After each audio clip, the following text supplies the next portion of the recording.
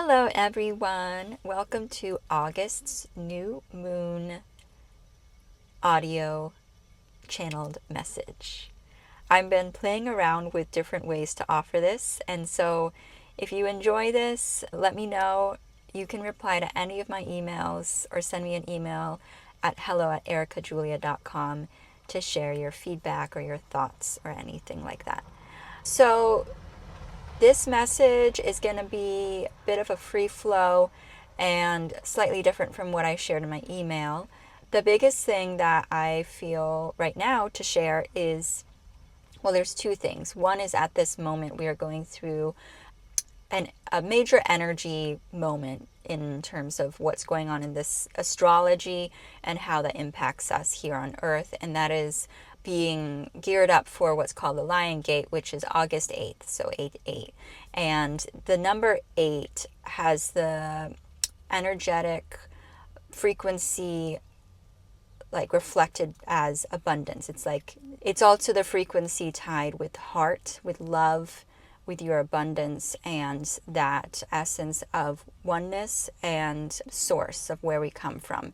If you look at the figure 8 symbol and play around with that image, you can kind of meditate on it and just get a lot of insight from what it looks like in itself, like the number 8. And for me, during this time, a lot of times the number 8 just is popping everywhere. If you're someone that really likes to notice angel numbers, and when you see them, really let them guide you to feel, connected with your spirit realm, spirit team, then you'll resonate with this. But yeah, so for me, I've been seeing a lot of 8s going around. I just feel like this is my personal experience, and maybe you don't have an experience at all with this time of year. Like, I didn't start really having an experience until I actually knew that it was a significant moment of the year, which was like a few years ago. And actually my first ever, I would say that a very significant pivotal moment in my spiritual reawakening journey was 2020 on Lionsgate. I received a distanced Reiki session that was helping me through some anxiety I was feeling before sharing a workshop on flower arranging. And then after that, just so many things happened in my life in general. So a lot of magical things can happen with this time of year. Also, my mom shared with me a reminder of something I had no idea that existed, that there's a celebration of the Mother Earth and honoring the earth and the mountains and the land is something that is done in Peru, where my dad is from. So that's also happening during this time of year. And then the other thing I wanted to share was about this idea, and it actually was inspired by my most recent, I just finished writing some things in the email, and the last things that I wrote really reminded me of this lesson I'm learning that I think we all can learn, especially as we are all experiencing different versions of this. But it's basically like our perceived limitations, and maybe like for me, there's places I'd rather be. There's like a life, a reality that would rather be in right now, but at the same time, I'm not there. So in the space between where I am now and what it is that I feel would be like my up-leveled reality, there's this space between, and it can feel kind of excruciatingly painful sometimes, and it can be really frustrating and challenging and feel just like you're stuck. And it's what I've been talking about the last few months, which is this void space. And it's also this space where if you're in the midst of a transition, it can be like things that you used to resonate with don't resonate with you anymore. Maybe you're going through a lot of evolution and changes, so your external things are shifting without your control, like they're just falling apart, or completely things are just kind of falling apart. That can also be that transitional place. So during that time and during that transition between like realms or worlds that we are all experiencing. What was I going to say? Oh, yeah. So reminding yourself that you can experience freedom within what may feel like a container that's too tight, or like sometimes, and this has come up a little bit more intensely over the past few months for myself, is like it felt like I was in a pot that I am outgrowing. And while that's happening, I can feel like my roots kind of reaching the edges of that pot, and it feels small, and it feels like I am ready for the next thing.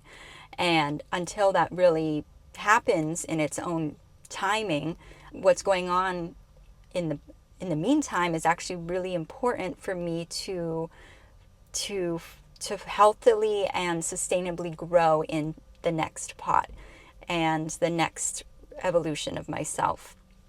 So practicing the nuances of what you can change in your internal perspective, and practicing in that very uncomfortable space what you can do to change your day simply by shifting your mindset and looking for ways to kind of get out of your own way and focus on the things that delight you, and notice what negative thoughts come up or what disempowering beliefs come up about that. And for me, a lot of times it was the same thing of like, I should be doing something else. What can I be doing to get myself into a new situation? And I've just had to surrender to where I am in this transitional place and focus on the inner energetic shifts that I'm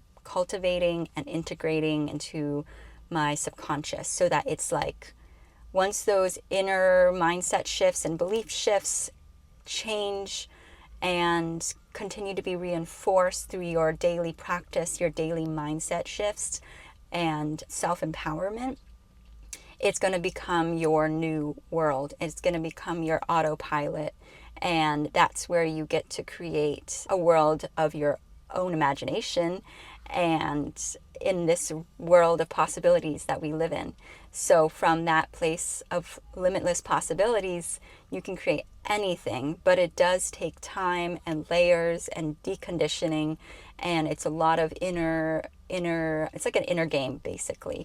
And that's what I've been really focusing in on the past bit of time, and something that I hope maybe you can take some wisdom from this and apply it to your own life. So yeah, anytime that you feel like you're trapped, what a phrase that I used that really helped me process this is, first I felt the emotion of that feeling of being like almost like oppressed or trapped and limited.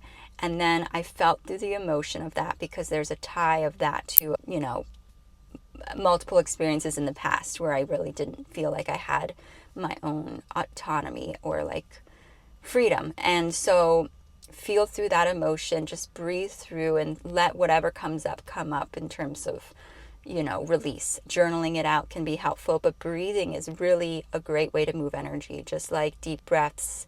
And I said the phrase, I am free. And that really helped me to change this feeling of limitation to one of freedom, because although like what I look at, what I see, my physical surroundings are the same, my perception has changed. And the more I cultivate a specific perception from the inside, it'll continue to show itself on the outside. And even once I maybe change my external reality to things that are more aligned with my joy and freedom and bliss feelings, there's constantly going to be something, like there's always opportunities that come up for us to feel into that feeling of limitation because of something small, even like your car breaks down or something random can happen. And there's always the opportunity to let it tear you down, or give yourself a moment to, have the feelings, and then come back to your power and your sense of self-sovereignty and that mindset shift and that energy shift. Take a deep breath and come back to that phrase of I am free. And especially going into this year, we're like halfway through. I'm sure, I don't know who's on the other side of this audio, but it can be really helpful to have that personal relationship with yourself that's cultivated, to create a space that feels like your safe space, like your inner child has a safe space to be free. And that is going to be cultivated from an inner experience, that like conversation you have with yourself, and that voice, the way you speak to yourself, is where it starts. And then it can start to reflect back in the relationships you have with others as well. Okay, so let's see. Is there anything else? Let me check what time it is. Okay, 12 minutes. I feel that's pretty much it for what I wanted to share today. Yeah. Yeah, that feels complete.